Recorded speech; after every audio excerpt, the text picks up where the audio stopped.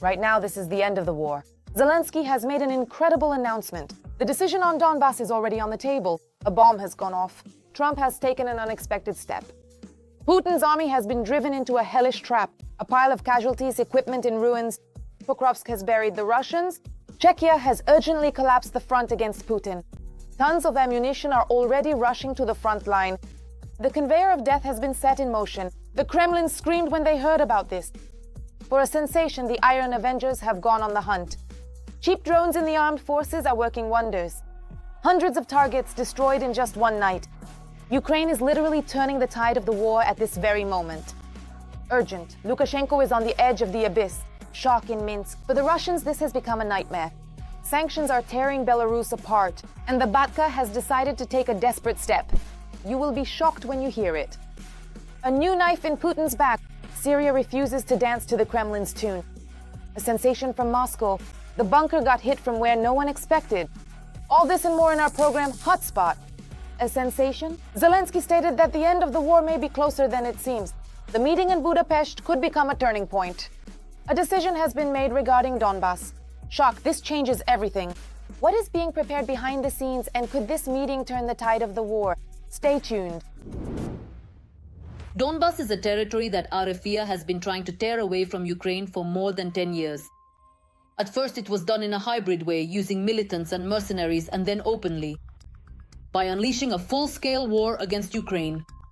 And now, after hundreds of destroyed cities and thousands of victims, the issue of Donbas is becoming almost the main stumbling block in future negotiations between Ukraine and Russia. We will not give the aggressor anything, and we will not forget anything. We clearly see that Russia is a long-term threat. Nevertheless, in attempts to quickly end the war, there is renewed pressure from across the ocean. Donald Trump stated that Donbas should be divided, with most of it remaining under Kremlin control. Let it stay as it is. Right now it is divided. I think that 78% of the territory is already occupied by Russia. Leave everything as it is now. Later they can discuss something and come to an agreement. But I said to divide and stop at the front line. Go home, stop fighting, stop killing people. At the same time, Trump denied the information from the Financial Times article published on October 19th.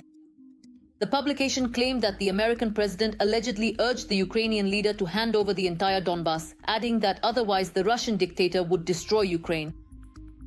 Did you tell him that the whole Donbas region should be given to Russia? No, we never talked about that. We believe that they should just stop where they are now, at the front lines.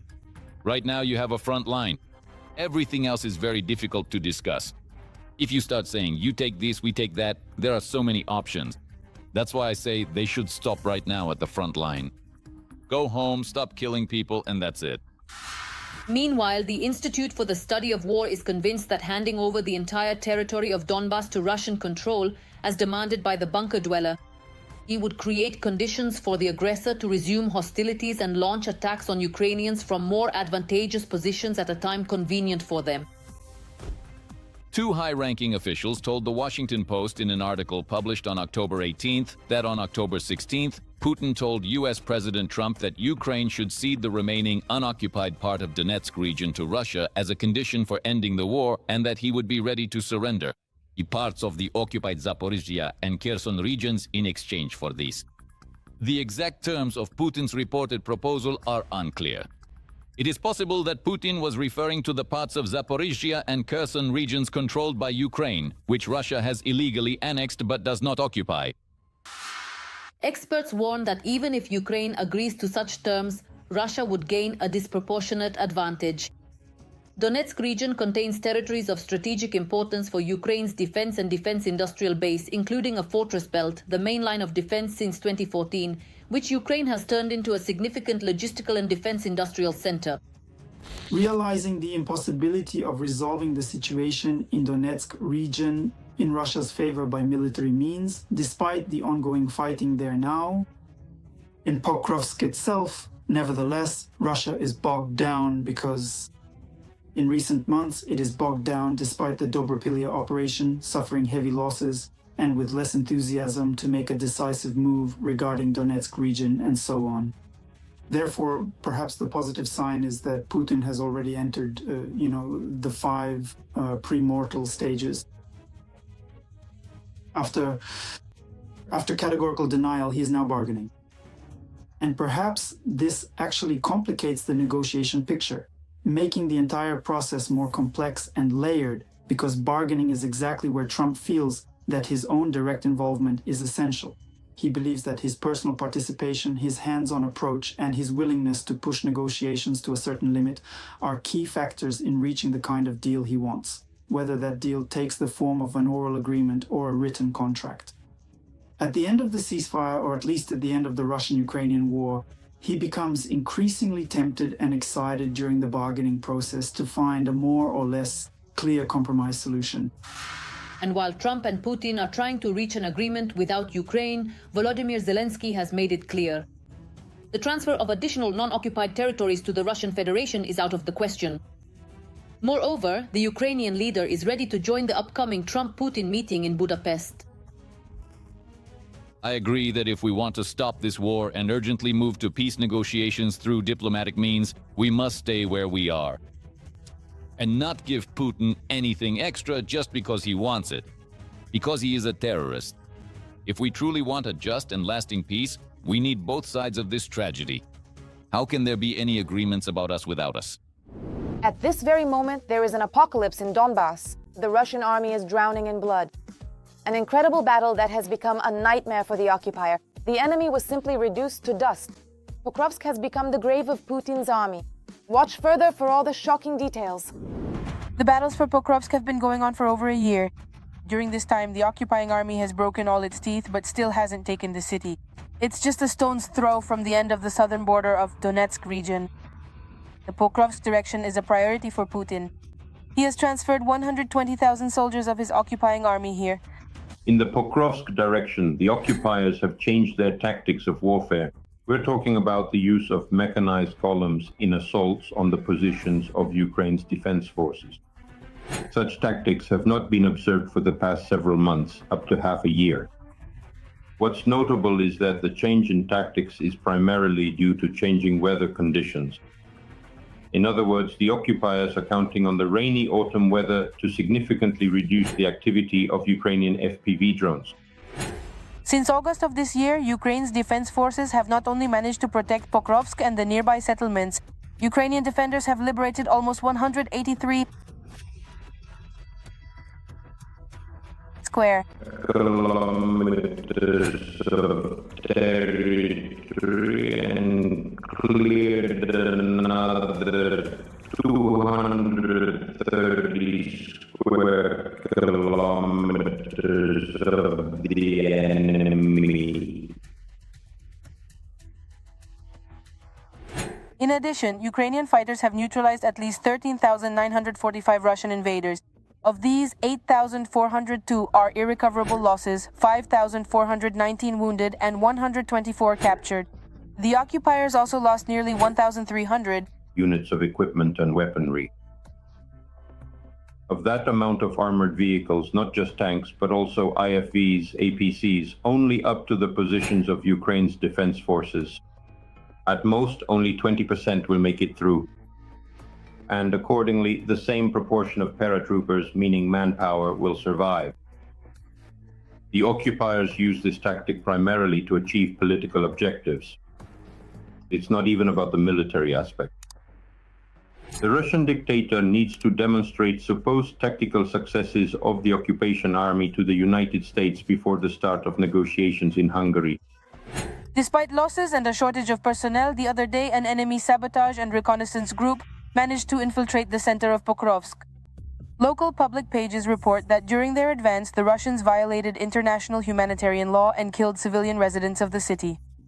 This happened in the area of the railway station. One woman was miraculously saved by a local resident. Unfortunately, the occupiers are increasingly using the residents of Pokrovsk as human shields, or they simply shoot unarmed people right on the streets of their own city. Nevertheless, Ukrainians are holding the defense with dignity and destroying the enemy even as they approach Pokrovsk. In this video, the defenders of Pokrovsk used a single FPV drone to neutralize 10 occupiers at once who were moving at night in a truck near Selidov. The enemy continues to target weak spots and probe Ukrainian defenses in Mirnorad-Pokrovsk district. A small group of occupiers broke into the city but was immediately eliminated by the Ukrainian armed forces. The difficulty in neutralizing Russian sabotage groups lies in the fact that they use A, urban buildings, B, the local population as a human shield. This is what creates additional problems for Ukraine's defense forces when neutralizing Russian assault troops. But it should be noted that, according to the Russian side itself, the average life expectancy of a Russian assault trooper is about 12 days. Ukrainian President Volodymyr Zelensky is convinced that Russia is not interested in developing the occupied areas of Donbas and will use the captured territories only for showy actions under the slogan, "We won the war." In addition, the commander-in-chief stated that Ukraine wants to end the war in a just and reliable way. Incredible! Cheap Ukrainian drones are working wonders and Iron Avengers are already breaking Russia. In just one night, hundreds of enemy targets were destroyed at once. How Ukraine is turning the tide of the war with penny-pinching technologies. Watch the report. At speeds of over 300 kilometers per hour, these are the movement parameters of the Ukrainian interceptor drone Sting. The main goal of this little guy is to destroy Russian Shaheds, which the Kremlin is unleashing on Ukraine by the hundreds.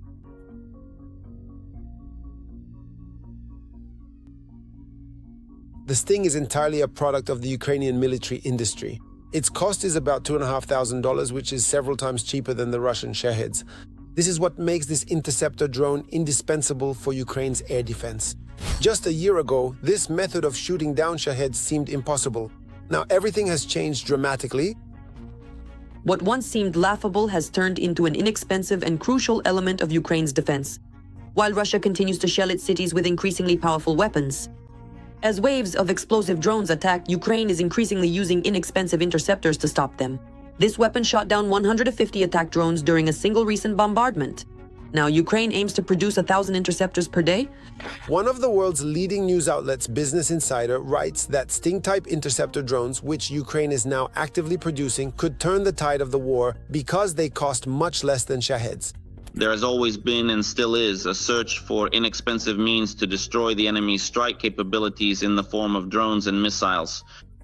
And these interceptor drones, which cost 10 times less, in fact, than the strike drones themselves that are sent to attack civilian or military targets, have led to the scaling up of such solutions. Since the beginning of 2024, Ukrainian drone engineers have actively started converting quadcopters into drones capable of destroying Shaheds. The designs of interceptor drones are rapidly evolving.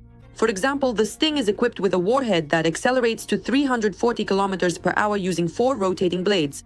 This sensor-guided interceptor, produced by the Ukrainian drone manufacturer Wild Hornets, resembles a handheld rocket and is small enough to fit in a travel bag.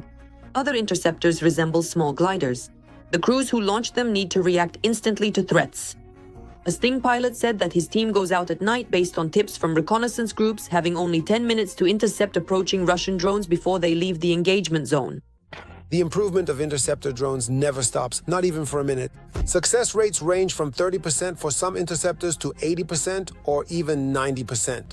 Success depends on a large number of factors: the type of targets, the timing of the interception, the pilot's skills, and many others. Interest in and demand for interceptors has surged sharply not only in Ukraine, but also among NATO countries after the first Russian drones crossed the Polish border. All the more so since the Kremlin continues to invest huge sums in the development and production of Shahed strike drones.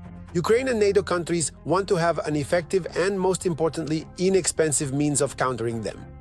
We are negotiating with quite large industry leaders in certain segments worldwide, with companies that are interested in purchasing our drones. Some technologies, for example, that we have adopted from foreign partners we have worked with have been integrated into our solutions, and there is serious interest because we have the largest, unfortunately for us, but fortunately for the world, and for those who manufacture weapons, the largest testing ground. In the world of military technologies, during one of the latest attacks on Ukraine, Russia launched almost 800 aerial targets. And according to Western intelligence estimates, the Kremlin may soon launch up to 2,000 Shaheds of various modifications. Moreover, the Russian armed forces are modernizing the Shahed, and in the future it may be able to reach speeds of up to 300 kilometers per hour. So, the appearance of Ukrainian interceptor drones should simplify and make air defense operations more effective. Moreover, from a financial standpoint, Ukrainian interceptors are cost-effective to use, and victory in war always comes down to economically sound decisions. Urgent, Lukashenko is on the edge of the abyss. Sanctions are tearing apart the Belarusian economy. Putin is in a panic, and Lukashenko is squirming like a snake on a hot pan. Something incredible was heard in Minsk. For Russians, this came as a real shock. What awaits the world and Ukraine now? All the shocking details. Watch. There has been some positive momentum in the trend of resuming the Belarusian-American dialogue. It's time to say something about this. Lukashenko is desperately trying to sit on two chairs at once. Vladimir Alexandrovich needs to calm down. There's a good offer on the table. Long considered one of Putin's most loyal allies, he has suddenly begun to show openness to contact with the US. Yes, interesting cufflinks with an image of the White House, but I'll try not to be in anyone's debt. Journalists write that he is looking for a way out of the isolation into which Putin has drawn him. That's why he has intensified contacts with the European Union. Washington, despite the European Union, began engaging with Belarus, sending several delegations to Minsk this year. And everything should be truly fair, just like we once agreed with the Americans. Minsk took advantage of the window of opportunity that had opened. Lukashenko eagerly tried to regain at least some trust from the Americans. The loyal comrade began to praise Trump. Trump deserved that Nobel Prize. It should have been given to him. Trump did a lot for peace. In September, he had a phone conversation with Donald Trump and even called him a highly respected leader. Realizing that the ice had started to break, the Belarusian dictator hoped to achieve at least a partial lifting of Western sanctions. We are united in our opinion with President Miran that sanctions are a time of opportunity. It is very important for us not to waste this time. Lukashenko understands that Iran and Africa are not helpers, and Putin's money is running out. Lukashenko has signaled that he is also ready to talk with Volodymyr Zelensky. Our position is that it is necessary to meet, and even in this most difficult situation, to find consensus. This work is also underway. Of course, much here depends on the Ukrainian side. Our president is working as much as possible to stabilize the situation in the region. In recent weeks, Belarusian diplomats have reportedly been actively holding a series of meetings with European representatives. In Brussels, this gesture was seen as an attempt by Lukashenko to climb out of the sanctions pit in order to return to international trade. Let's try to work out a global deal, as Mr. Trump likes to do. A big deal. That's what he calls it. Journalists write that it is Yuri Ambrazovich, appointed as Belarus's ambassador to the Vatican, who is in fact coordinating Minsk's contacts with Western Europe. He conveyed a message to European diplomats that Belarus is seeking to break out of political isolation and is allegedly ready to play the role of mediator between Russia and Ukraine. That is why, for us, a sovereign and independent Ukraine is a major and crucial issue. It should be peaceful and not create any problems for anyone, and develop as an independent state free from threats. We support this, we are for peace, and in this regard, we are ready to work. As Russia's closest ally, Belarus is assigned, as I have already said, a certain role in resolving the Ukrainian crisis and in building the architecture of regional security. The Americans have noticed us in this process. Europe is responding to Lukashenko of Belarus's convulsions, knowing that the leader likes to play games.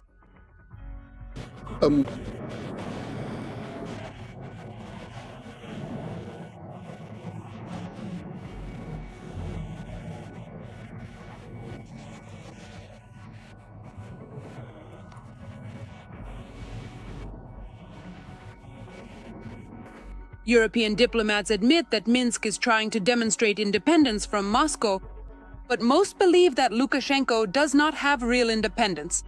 At all. Not so long ago, the Belarusian authorities once again arrested several opposition members and at the same time held joint Military exercises with Russia are organized training events where the armed forces of Russia and another country come together to practice coordinated military operations. These exercises are designed to improve cooperation, enhance mutual understanding, and strengthen the ability of both sides to work together effectively in various scenarios.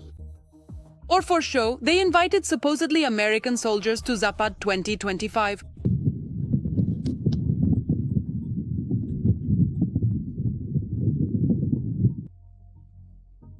While telling the US about his peaceful intentions, Lukashenko is playing along with Putin. For example, by proposing to build a nuclear power plant in eastern Belarus to supply electricity to the Ukrainian territories temporarily occupied by the Kremlin. If a decision is made, we will immediately start building a new power unit or a new plant, if there is such a need in Western Russia and in the liberated regions. The government will calculate this. Funding is absolutely not an issue at all for us. Lukashenko, much like a seasoned and cunning card sharp, skillfully flirts with the West, all the while never letting go of the hand that continues to feed him. The Kremlin's... Such maneuvers by Minsk, trying to please both sides, usually end with one of the chairs breaking anyway. Every voice matters. Join our community, support independent journalism and help us bring you the truth from Ukraine. Become a member of Ukraine today. Join us now. A verdict for the Kremlin. It has happened. The Czech Republic has launched a conveyor belt of death against Putin. Ammunition has poured onto the front lines. Europe is breaking all the rules of the game. Moscow is in a panic. The Kremlin is one step away from total collapse. This strategic upheaval could tear all of Putin's plans to shreds. All the shocking details. Watch next. Ukraine and the Czech Republic are creating their own Rammstein. The goal of our country is to deepen this cooperation through the signing of an intergovernmental agreement and a support program for affected enterprises, an industrial Rammstein, noted Ukraine's Minister of Economy, Environment and Agriculture, Oleksiy Sobolev. Not only the Czech defense industry, but also the country's political leadership is currently a key element in the material and technical support of Ukraine's defense forces through so-called technical initiatives. The Embassy of the Czech Republic in Kyiv reports that the Czech Republic supports Ukraine's democratic transformation and Euro-Atlantic integration, both politically and through concrete projects and initiatives. For the Czech Ministry of Foreign Affairs, Ukraine is a priority country for transformational cooperation, a country of special focus within Czech development cooperation, and also a beneficiary of humanitarian aid. At the moment, according to the Czech initiative, about 2 million artillery shells have already been delivered. This has significantly strengthened the position of Ukraine's defense forces both in the moment and in counter-battery warfare, and accordingly, the effectiveness of firepower against the Russian occupiers. The Czech side has supplied about 70 T-72 M1 tanks and more than 140 infantry fighting vehicles for the needs of the Ukrainian armed forces, multiple launch rocket systems, and accordingly, approximately 4.5 million rounds of ammunition in total have been supplied, including various types of shells for artillery systems and rocket projectiles, plus firearms. Despite the war in Ukraine, 220 Czech companies remain in the country. Also, as part of the cooperation, Ukraine plans to provide the Czech Republic with a list of the industrial equipment it needs, which is required by enterprises affected by the hostilities. In this country, repairs are carried out on damaged armored vehicles and weaponry. In addition, artillery shells are produced here, primarily of the Soviet 152mm caliber. These are the enterprises that have remained in the Czech Republic since the days of the Warsaw Pact. And considering that about 70% of the weaponry used by the armed forces of Ukraine, this is still of Soviet design. This is invaluable assistance from this country. Within the framework of the Czech initiative, the processes of procuring and delivering ammunition are being optimized. The Czech side has also supplied and delivered Ukraine's defense forces with both military airplanes and military helicopters from the aviation units of its own armed forces. At the present moment, the main Czech initiative is, in fact, precisely the creation of so-called coalitions, which are primarily aimed at further enhancing and strengthening the overall capabilities of Ukraine's defense forces in their ongoing confrontation with Russian aggression. The historical memory of the Czech people remembers well the calamity that Russia can bring to foreign lands. That is why the Czechs support Ukraine, which is now fighting against the aggressor, not allowing the Russians to seize either their own country or all of Europe. A sensation from Moscow. The new head of Syria arrived to meet with Putin, but the negotiations have reached a deadlock. The president of Syria refuses to dance to the Kremlin's tune and is putting forward his own conditions. A new knife in the dictator's back. Putin is finally losing his influence in the region. What will happen to the Russian military bases in Syria? all the shocking details. Watch! So much effort, so many hopes, and in the end, all for truly nothing. Over many decades, special relations have developed between our countries.